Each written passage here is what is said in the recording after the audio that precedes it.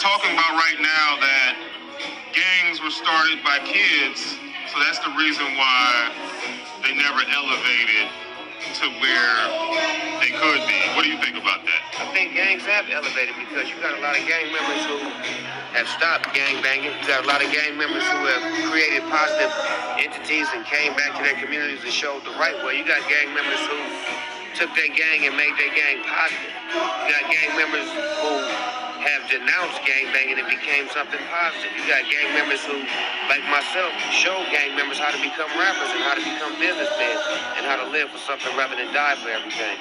You got gang members who have changed the demographics of the perspective of people in general because life is life. And a gang ain't a bad thing. It's just a group of men coming together. And once you can organize and figure out what you in the gang for, then you take the right tools and you do the right things with it.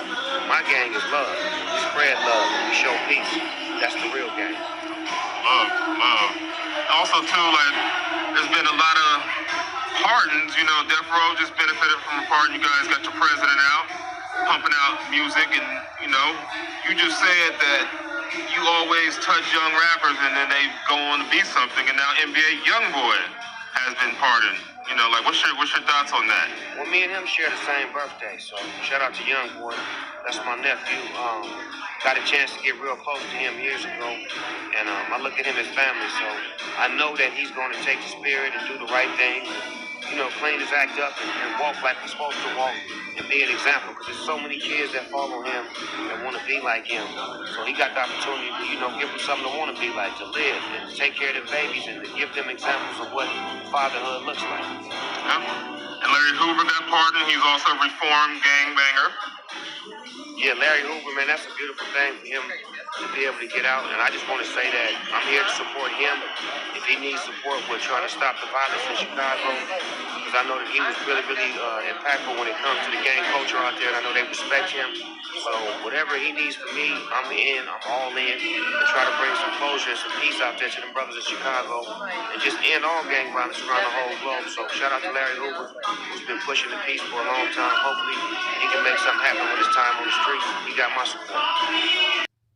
So Uncle Snoop there, you hear talking about his fam, his nephew, NBA YoungBoy sharing the same birthday.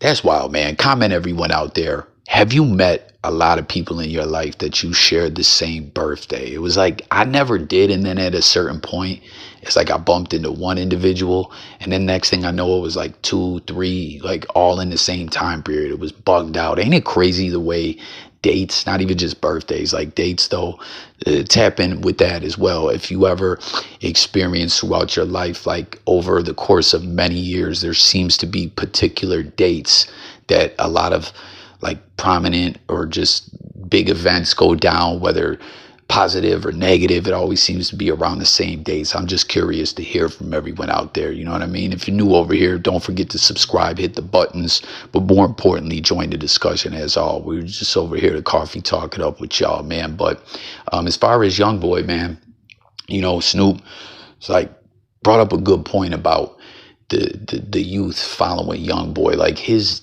YouTube numbers, his streaming numbers, the way he drops music so crazily, religiously, so much music, and how popular he is just like off the charts, man. Just on another level, out of this atmosphere, all the way through the blogosphere to the next galaxy type ish. And you know, this is a really good point with a lot of artists or rappers or just individuals in life, with the whole conversation about gang banging and stuff like that. Like Snoop was talking about, you know, flipping into something positive. Do y'all believe that to be true? That's something I've seen going down, that discussion, which isn't a new one. It happens very often about gang culture and stuff like that. And you know, a lot of individuals I see just saying it's all bad, nothing good comes from it. It's a curse to society and stuff like that. And then I see other people saying like, yo, it was started with good intentions and things transition different ways or whatever, you know, and seem to have a more positive outlook,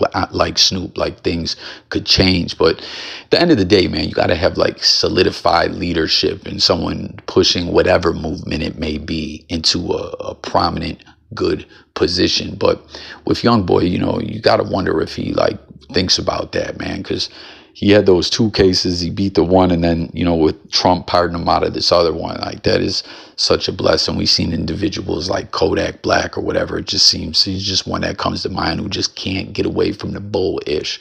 From, you know, the moment he was on the XXL freshman list, he was catching cases all the way through his career, and it's just like he just can't seem to keep his nose clean. But I think with him, it's the D-Rugs playing a major factor. And then you hear him too talking about Chicago and Larry Hoover and trying to branch out and end the gang violence there.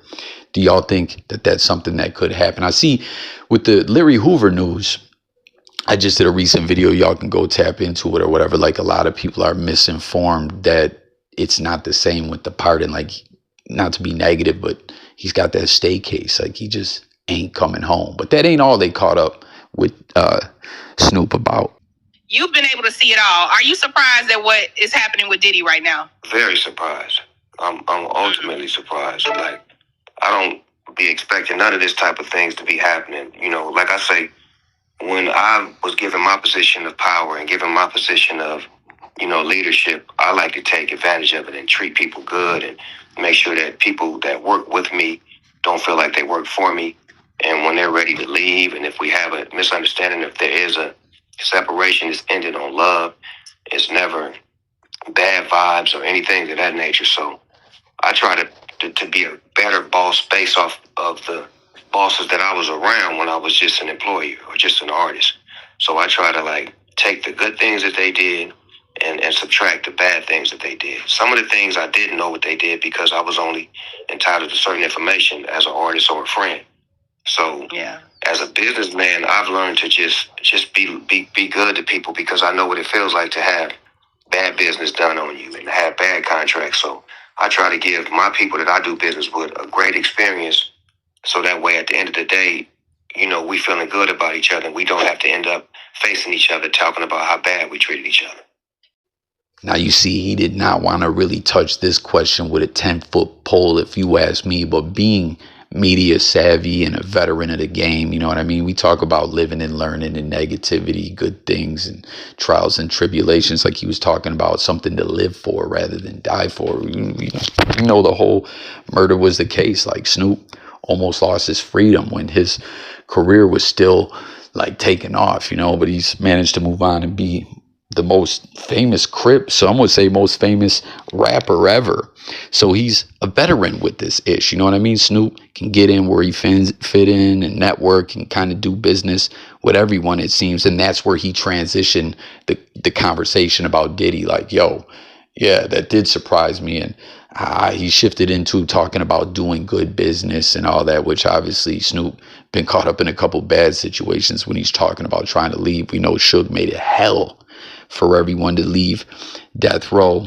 And in regards to Diddy, we saw with the trial coming out about Cassie Ma getting extorted. Ultimately, he gave the money back, but that was fucking crazy, man. You know what I mean? When individuals pull out, we seen in the All Eyes on Me movie as well. Like, Suge wasn't really trying to let Pac walk neither. He broke out the book talking about recouping this and that. It's fucking nuts. But I thought that was pretty slick, the way Snoop shifted away from the question, just basically saying, hell yeah, I was surprised. As everyone knows, he had a rapport with Diddy. And you hear him, though, at the end saying, you know, there was things I didn't know about, though. You know what I mean? But there you have it, man. Snoop speaking about the pardons, about Diddy, and you know, gang culture and much, much more. So let's discuss it all, your thoughts on it. Subscribe to the channel. Look forward to talking to y'all in the comments. And I'm going to get with y'all on the next one. Peace.